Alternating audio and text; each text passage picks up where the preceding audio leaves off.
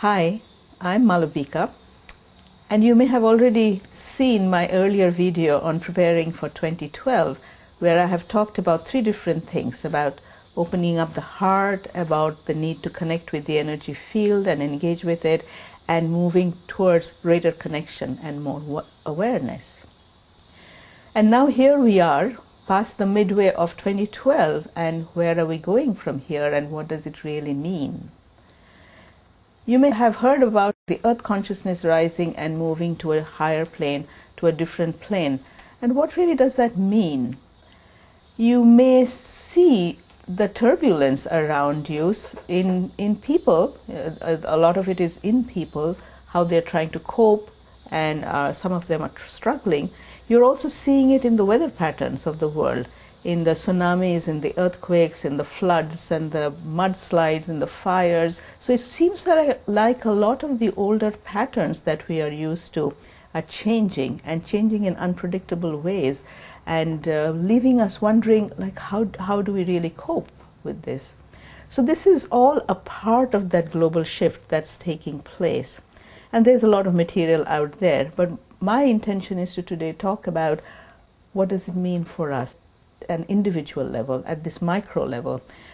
How do we learn to cope better with this shift that's going on, so that we don't need to struggle, that we can easily move through it?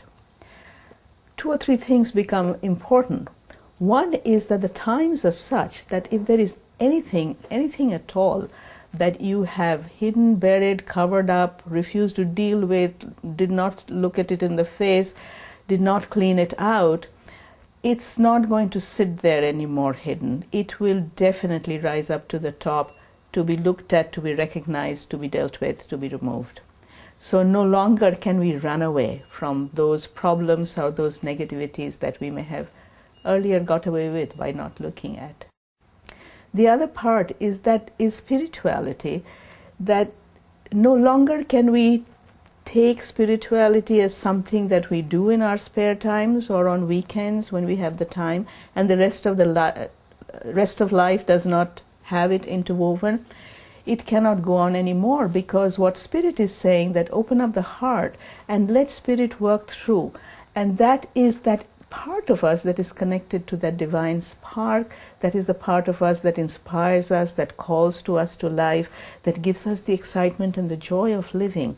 It has to become a part of everything that we do. That has to be expressed in all that we do. So what is happening is, if there is anything, any system that is not allowing your spirit, you'll find it oppressive, suffocating. If there are relationships that are not allowing your spirit to grow and move, you'll find that oppressive and suffocating. And so we have to take the responsibility to make the changes and move out. We can no longer, take a victim position and say, oh, this is how the world works and I have no power. It is not going to serve us at all. It will create a lot more struggle. So how would we change? Well, we'll have to bring that spirituality in, and there are three very important steps in this.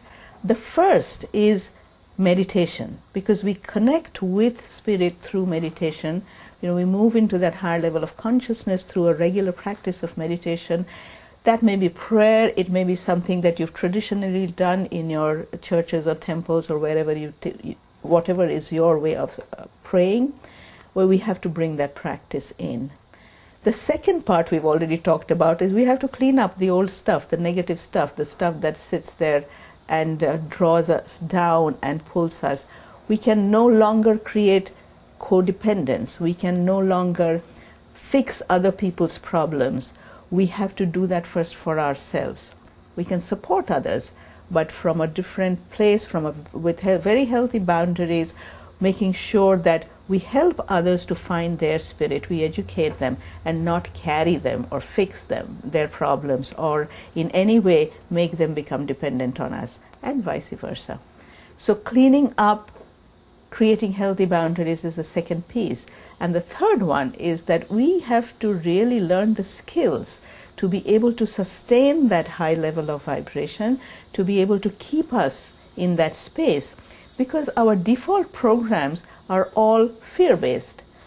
if we are not alert, if we don't remain conscious, we always tend to slide back into those old patterns. So we have to develop a set of skills which tells us how to think, how to look at something with a new perspective, how not to get fearful, how to allow space around events and people and relationships, which gives an opportunity for new things to happen, for new experiences to unfold. Very important. I'm Malavika Shaw. This is what I do. I support people in understanding their own inner guide, their spirituality, their inner wisdom. And I also teach ways of developing these skills, this understanding, so that life can become much more liberating, much more joyful, and much easier. We can let go of the struggle. This is really what we are here to do.